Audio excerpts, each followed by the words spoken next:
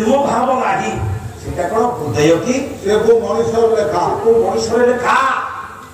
ଏହା ବାବୁ ଯେ ପ୍ରକୃତରେ ପ୍ରେମ କରି ଶିଖିଛି ବିନା ପଇସାରେ ପଞ୍ଚାୟତରେ ଚିହ୍ନା ହବ କଣ ପ୍ରେମ କରି ଶିଖିଲେ ପଞ୍ଚାୟତ ଚିହ୍ନା ହବ ଆମ ଗାଁ ହାଡ଼ିଆ ଦେନା ପୁଅ ପାଣୁଆ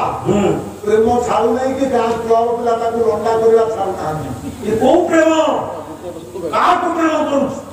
ନା ଖୋଲିବି ଖୋଲି ଲଗେଇଥିଲା ଆମ ଗାଁ ନଟିଆ ଝିଅ ଗୁରେଇ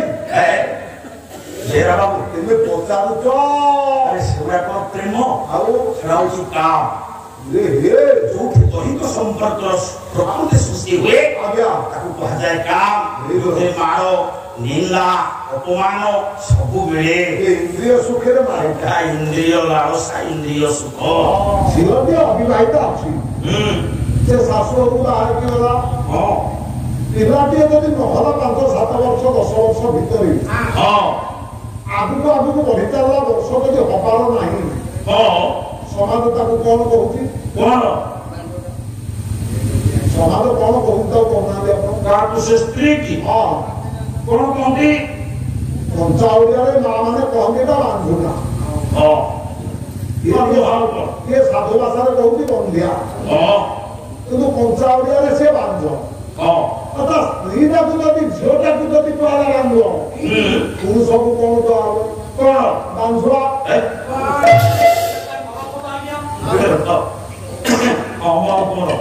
ଯୁଗ ହେଇକି ଲାଗିଛି ଆଉ ନାଇଁ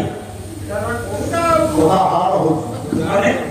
କଥା ହାର୍ଡ ହେଇଯାଉଛି ଯୁଆଡେ ଯେମିତି ବୁଲେଇକି କହୁଛ ମୁଆଡେ କଣ ଆଣିକି ସିଲଉଛ ତମେ ତ ଠିଆ ହଉଛ କାହାକୁ କହିବି ତମେ ମତେ ଉତ୍ତର ଦିଅ ତମ ସ୍ତ୍ରୀ ତମର କି ଆମର ସ୍ତ୍ରୀ ନୁହଁ ଏତେ ଖର୍ଚ୍ଚ କରିକି ବାହା ହେଇକି ତାକୁ ଆଇଲି ତା ଭରଣ ପୋଷଣ ଦାୟିତ୍ୱ ମୁଁ ନଉଛି ଚାକିରି ଦଉଛି ବୁଢ଼ୀର ବ୍ଲାଉଜ ମିଳୁନି କାହିଁକି ବହୁତ ଦୋକାନ ମିଳିଲାଣି ଆଉ ବୁଲିନି ବୁଢ଼ୀ ବ୍ଲାଉଜ ମିଳୁନି ସେ କାହିଁ ମିଳୁନି କାହିଁକି ଆଉ 66 ସାଇଜ କହିଲା 66 ସାଇଜ କେତେ କିଲୋ ଗୋଟା କି ଆଉ ହସିଲି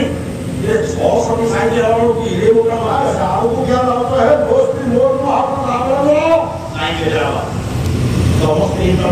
ଆପଣ ମାଣି ଖାଟିକି ହିସାବ ଦେଇ ଦଉଛନ୍ତି କେହି ନା ଆପଣ ଏଇଟା କହିବାଟା ହଉଛି ଦୁଷ୍ଟାମୀ ମାନେ ଆପଣ ଦେଖନ୍ତୁ ସାର୍ ମୋ ବାପା ବୋଉ ମୋ ବାପା ବୋଧେ ହଳ ନେଇକି ଯାଇଥିଲେ ଯଦି ଦିନ ଦ୍ୱିପ୍ରହର ପଡ଼ିଗଲା ବେଳ ତଥାପି ମଧ୍ୟ ମୋ ବୋଉ ଖାଇନଥବ ମୋ ବାପାଙ୍କୁ ଅନେଇକି ବସିଥବ ଆସିଲା ପରେ ବାପା ଖାଇବେ ସେଇ ଅଇଁଠା ବାସନରେ ମୋ ବୋଉ ଭକ୍ଷଣ କର ଜଗନ୍ନାଥଙ୍କର ଉଦ୍ଦିଷ୍ଟ ଲକ୍ଷ୍ମୀ ଖାଇଲା ଭଳି ଏହା ହଉଛି ସ୍ୱାମୀ ଦେବତାଙ୍କର ଉଦ୍ଦିଷ୍ଟ ଖାଇବା ଏଇ କର୍ତ୍ତବ୍ୟ ଏଥିପାଇଁ ଭାଇ ଲେଖିଦେଇଛନ୍ତି କିନ୍ତୁ ପଇସା କିନ୍ତୁ କହିବା ଆପଣ ଯେତେବେଳେ କହିଦଉଛନ୍ତି କେହିଟା ନୁହଁ ଯଦି କେହିଟା ନୁହଁ ମୋ ବୋଉ କେମିତି ମୋ ବାପାଙ୍କୁ ଏତେ ସମୟ ଅପେକ୍ଷା କରୁଛି ଠିକ କଥା କହିଛ ସ୍ତ୍ରୀର ସ୍ୱାମୀ ପ୍ରତି ଭକ୍ତି ରହିବା ନିହାତି ଦରକାର ଗୋଟେ କହିବ ତୁମ ବାପା ବୋଉ ଅଛନ୍ତି ନା ମଲେଣି